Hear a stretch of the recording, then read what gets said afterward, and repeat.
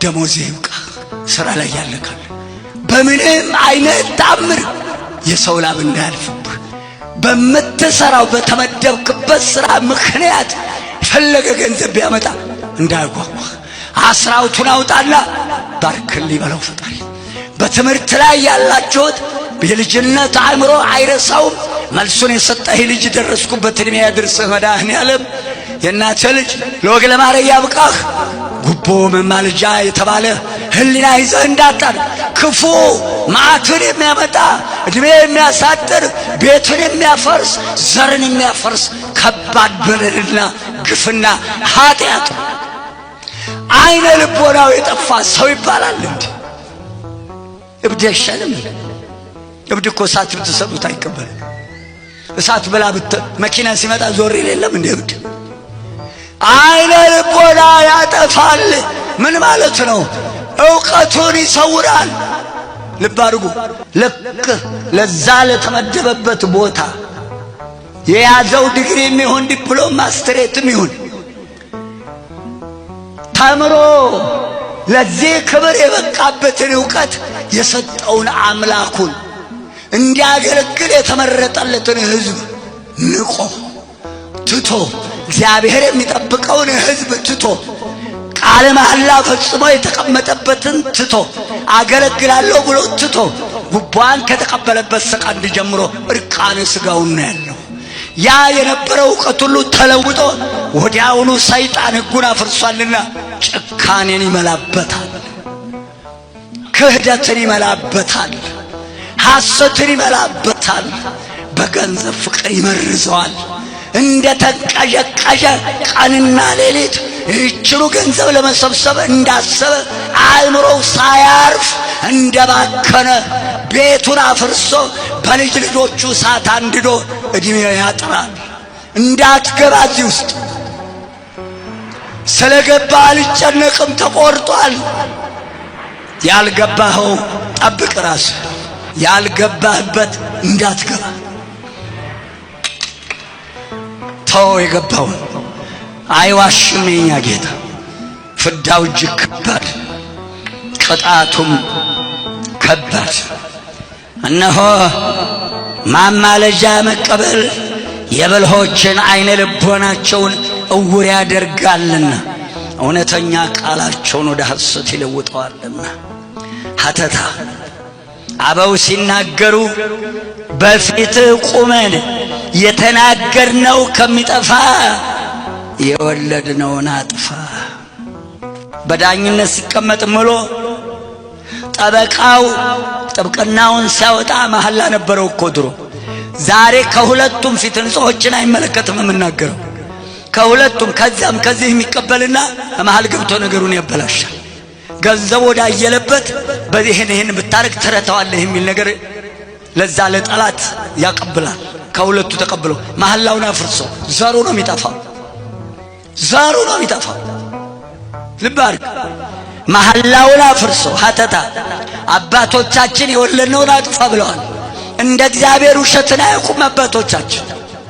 ይኸው ዋሸን፣ ዘራችን እየጠፋ ሚስቱን እየዋሸ ባሏን እየዋሸች ወንድሙን እየዋሸ የሥራ ቦታ አለቃውን እየዋሸች ማዕትን አምጥተናታል። ስለዚህ ጉቦ በከፍተኛ ደረጃ ጻድቁን ኃጥቁን ጻድቅ ሞት የተፈረደበትን ይድን በቃ የተፈረደበትን ይሙት በቃ የሚያስፈርድ አእምሮ የሚያጠፋ ከባድ ግፍና ኃጢአት ስለሆነ እንዳትቀበል ጉቦ። ባለማስተማራችን አዝናለሁ።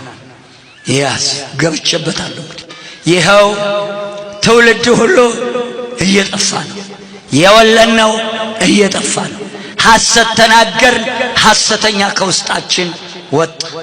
ማማለጃ ተቀብለህ ይድን በቃውን ይሙት በቃ ብለሃልና እግዚአብሔር ፍርዱን ቁጣና መዓቱን ያመጣብሃል። ይሙት በቃውን ይድ በቃ ብለሃልና ማማለጃ ተቀብለህ እንዲህ ብለህ በሐሰት በሰው ላይ በወገንህ ላይ አትፍረድ። ልዑል እግዚአብሔር በሰው ላይ በወገንህ ላይ ማማለጃ ተቀብለህ በሐሰት እንድትፈርድበት አልሾመህምና ወዮልህ። ከላይ ከሰባተኛው ቁጥር ያያይዘዋል። ከሐሰት ፍርድ ሁሉ ራቅ። የእናቴ ልጅ ወገኔ ሽሽ ተጋሃስ ይላል መዝሙር 33 ከቁጥር 13 እስከ 14። ይደን በቃውን ይሙት በቃ ይሙት በቃውን ይደን በቃ ብለህ በሰው ላይ በወገንህ ላይ አትቀበል። ፍርድ አታድርግ። ተሟጋች ወዶ ማማለጃ ወይም ጉቦ ከሰጠኝ እንዴ ምነዋ ብለህ ራስህን በማታለል ወዶ የሰጠኝን አልቀበልም እንዴ ብለህ ራስህን እንዳታሞኝ። እነሆ ሕጉን ጥሰህ ወዶ የሰጠኝ ነው ብለህ ከልዑል እግዚአብሔር ራስህን አታለህ እንዳትጣላ በአእምሮ ሁን። ወዶ ማማለጃ ከሰጠኝ ብቀበል ትለኝ እንደሆነ ማማለጃ መቀበልህስ የእናቴ ልጅ የስንቶችን የስንት ብልሆችን ዓይን ያሳውራልና ልቦናቸውን ዕውር ያደርጋልና እውነተኛ የነበረ ቃላቸውን ወደ ሐሰት ይለውጣልና ከፈጣሪ ለዘላለም ተጣልተዋልና።